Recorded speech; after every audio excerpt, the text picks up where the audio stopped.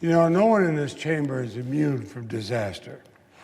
6 years ago, I remember in Vermont when Marcel and I watched as communities around Vermont felt the devastating impact of Tropical Storm Irene. That storm washed away entire communities in our state. It tore down homes, local landmarks, bridges alike. I watched the devastation from a helicopter with the governor and the head of our National Guard. The day after the storm hit, I saw bridges washed off. We went into towns. The only way we could get into the towns was by helicopter because all the roads were gone leading into it. I saw homes that had been on the north side of a river were now on the south side of the river, upside down and destroyed. But you know, the one thing, Mr. President, that encouraged me is I traveled around the state of Vermont. I was hearing from my fellow senators, both Republicans and Democrats, saying that they would help us rebuild. I heard the same thing from the President of the United States. They stood by Vermont's side then to help us rebuild. Again, Republicans and Democrats alike. Because that's who we are as Americans. We lift each other up in times of disaster. We're one country. But today in California and across the West, families are returning to the charred ruins of their homes, those who were able to get out alive. In Florida and Texas, communities are trying to put their lives back together after Hurricane Harvey and Irma. Again, those who were able to get out alive. And in Puerto Rico, hundreds of thousands are still without potable water or electricity, cell service, or adequate medical supplies following Hurricane Maria. The Virgin Islands facing devastation that I can never remember. Millions of Americans all over the country, and the Americans in Puerto Rico, and the Americans in the Virgin Islands, they need us to work together to help lift them up, just as we've seen in past disasters. This is not a Republican or Democrat issue. This is an American issue. This is who we are as a country. We hold together. I've been privileged to serve here since the time of President Ford. Times of disaster, I've seen every single president, Republican and Democrat, work to help Americans. And do it concerned about Americans, not about themselves. And that's why it's so disappointing that President Trump seems more concerned with claiming credit for a job well done than the actual situation on the ground deserves, particularly in Puerto Rico. President Trump has given himself a 10 out of 10, as though this was a game show for the administration's response to the devastating hurricane. But let's look at some numbers that really matter. People who have lost everything. It's been 45 days since Hurricane Irma made landfall in Puerto Rico. It's been 34 days since Hurricane Maria tore through the island. And these storms wreaked havoc on those who lived there. They destroyed houses. They killed at least 49 people. Yet 45 days later, nearly 80% of the island is still without power. 30% of the population is without clean drinking water, and some are having to resort to drinking contaminated water. Roads are impassable, bridges are down, but few hospitals are operating on generators. And the administration, frankly, was slow to respond to the disaster. And to claim they get 10 out of 10 for the response is to ignore the facts, especially the facts that the people who've been hit know so well. This is not a reality TV show, as I said before. It's not where the participant with the highest score advances to the next round. This is not fiction. These are people's lives, real people. They're people's homes. This is the hard part of governing. This is where we roll up our sleeves, we dig in for the long haul, we stop patting ourselves on the back. Instead, we use that hand to give a hand to the people who are hurting.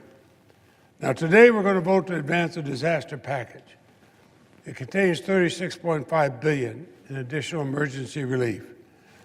It includes $18.7 billion for the Federal Emergency Management Agency, or FEMA, for Disaster Relief Fund, $16 billion for the National Flood Insurance Program, debt forgiveness, $1.2 billion for nutrition assistance, $576.5 million to address these devastating wildfires in the western part of the United States. Now, as Vice Chairman of the Appropriations Committee, I support this bill. I urge my colleagues on both sides of the aisle to do the same.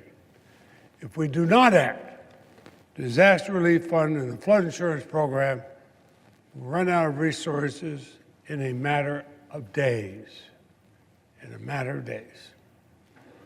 But this money, if we pass it, will allow FEMA, the Department of Defense, the Army Corps of Engineers, other agencies to continue their work in all of the devastated communities, to start catching up to the work that needs to be done, and help families to begin rebuilding their homes and their lives, those who did not die in the disaster.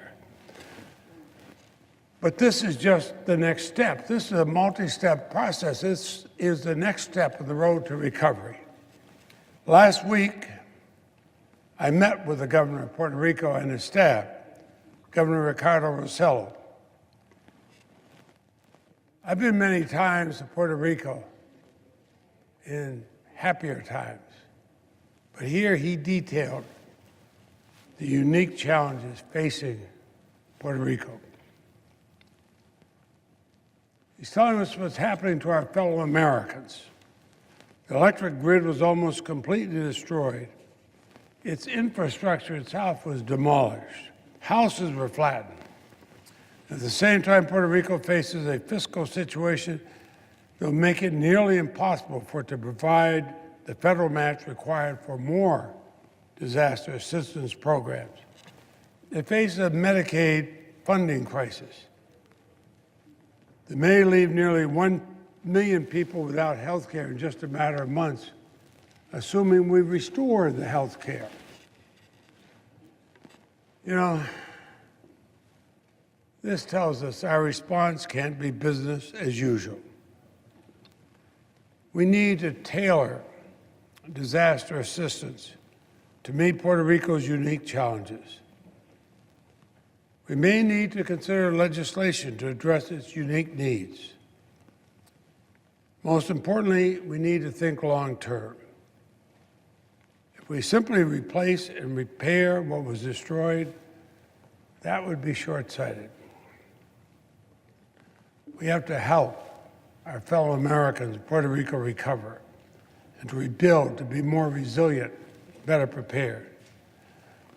We should invest in the 3.4 million U.S. citizens in Puerto Rico, invest in the infrastructure, so the next disaster is not a humanitarian issue and crisis. You know, some like to say the situation is unique in Puerto Rico. It's not. We have to acknowledge that historic-sized storms are now annual occurrences.